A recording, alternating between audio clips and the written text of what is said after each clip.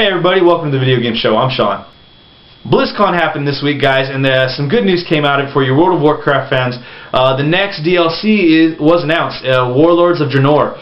This is going to be a big one. It looks really cool from the screenshots and the little videos that I've seen. I'm pretty excited about this, even though I don't play World of Warcraft, because with this means, you know, it's another aspect to this long-standing series that pretty much has dominated video games or PC games over the last 10 years, give or take. They have such a huge subscriber base, though, and it's just amazing how they can keep putting out stuff, and they really have a great formula to do that and keep people coming back. Their numbers have been coming down a little bit over the last few years, but that doesn't mean it's any less of a game. So this is great news for all the fans of World of Warcraft. I'm excited about this just because of how it affects the whole video game industry as a whole. So I'm really excited about this, and I can't wait to see some of the videos from other people regarding this DLC and see what it has to offer. Sony released another video, not surprising, regarding the PS4. They've been putting out really cool videos this whole last I don't know, about 3-4 months regarding the PlayStation 4. They've been having a great marketing plan for the PS4. They put out another one, and it was Shuhnei Yoshida unboxing a PS4, and from what I've heard, it's, I guess, mocking or copying Daft Punk's Random Access Memories, a video from one of the songs. I have the album, but I've never seen any of the videos. It's supposedly copying one of those. It's pretty cool. It's pretty clean. Pretty quick unboxing. It's straight to the point, and I recommend you guys go check it out. It'll give you a look at what comes in the box. And I gotta say, the idea of how they changed the carrying case, the box for the system, it's really cool. It makes it easy to grab and go. Instead of this big clunky box, it's a nice little slim thing with a handle. It's really cool. Check out the video. I'm sure you guys will find it interesting. Also, Yoshida said in an interview recently that in the big picture of things, the video game industry needs Nintendo to be successful for the sake of the industry itself. This is really cool. I really appreciate being a Nintendo fan that he says that the importance of Nintendo, because he realized that it's far-reaching. People can come to Nintendo and start playing games on Nintendo at a young age, and with controllers. And that's the big thing here, is that he states that they are also a video game console with controllers, and Nintendo can help bring people to these consoles, whether it's Nintendo or Sony, or from, grow up on Nintendo then jump over to Sony, and vice versa. So it's really cool. I appreciate that he realizes the importance of Nintendo, and I think we all should too as well, because Nintendo, as much as a lot of people have their gripes and groans about Nintendo, they make masterful games. Their first party games are amazing, and this is something that we all need, and I really hope that Nintendo can continue to be successful, because I want to keep seeing Mario games, I want to keep seeing Donkey Kong games, I want to keep seeing Legend of Zelda games, I want to keep seeing this stuff. So he realizes it, and I think we should all too. And speaking about Nintendo, Nintendo had a Nintendo Direct.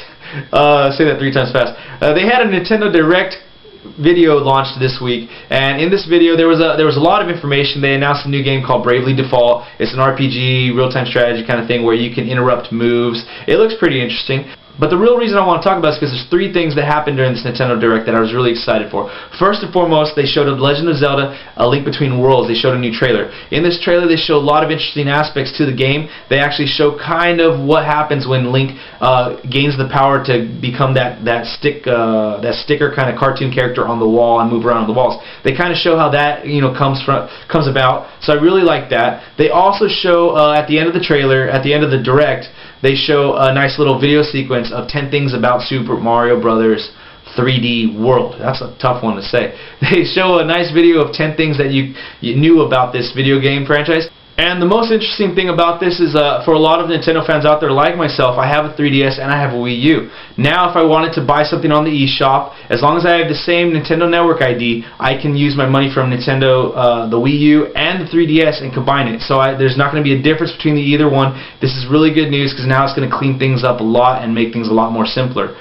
Alright guys, for Video Game of the Week, it's not so much an entire video game this week, but it is a DLC. This past Tuesday, the new Bioshock Infinite Burial at Sea DLC came out. I picked it up, downloaded it, played it in one sitting, and I gotta say I really liked it. Just as with the game, I love the game. The game is one of the best games of the year, game of year contention. This DLC is really good. It brings you back to that Bioshock Infinite feel, but in Rapture. I really like this. It gives you an older Elizabeth, and when you start the game, you're kind of wondering, why is this Elizabeth older? And this is spoilery, guys, so if I say anything, I'm sorry, but you guys gotta play this DLC. Play this DLC. So in this game, she's a little bit older, so you wonder about this. So you're going through the story. She's trying to reconnect you with this girl named Sally, who is one of the little sisters, which Booker says that all the little girls are now little sisters. They're lost now. You know, there's no point of finding them. But over time, he starts getting the nosebleeds, like in Bioshock Infinite, and he starts to remember things. They're piecing together. So you're going through this. You're listening to conversations like Bioshock Infinite. You're looking at the world. You're finding things. It's really cool. It really brings you back to Columbia. I really like that. You get some of the battle sequences from the original Bioshock 2 with the splicers and with a couple big daddies. So this is really cool combat. I really enjoy it. And the whole point of this DLC, I think, and I might be wrong, but it makes you think more so about the whole Bioshock Infinite game as a whole. You know, you want to think, is this happening? Is this happening? Just like with Bioshock Infinite when it originally came out, it's one of those games that gets you thinking because it's so twisted at the end. So this one is going on throughout the whole story, and what part gets me is at the end. It ends very quickly. You don't expect it to end, but Elizabeth makes you realize something, and your memory comes back to what happened. So what you see in this is you see Elizabeth as an older person, or as Elizabeth from Bioshock Infinite, going, I think, through time, through portals, through her tears, to try to correct things, it seems. Trying to get Booker to let go of his daughter, let go of Anna. And things happen. So I think that's what's happening in my mind. I might be wrong. And she goes to this Booker and finds this Booker in Rapture, because it is, remember, constants of variables.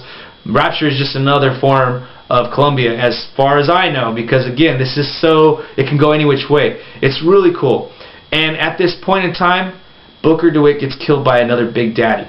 And this part really, I don't know whether to, if I'm like cheering for it or against it, because you're playing as Booker DeWitt, it's almost like you believe that you're him. And when this happens, when he gets killed by a Big Daddy, stabs him through the back, the blood splatters on Elizabeth's face, and she seems satisfied about it, you know?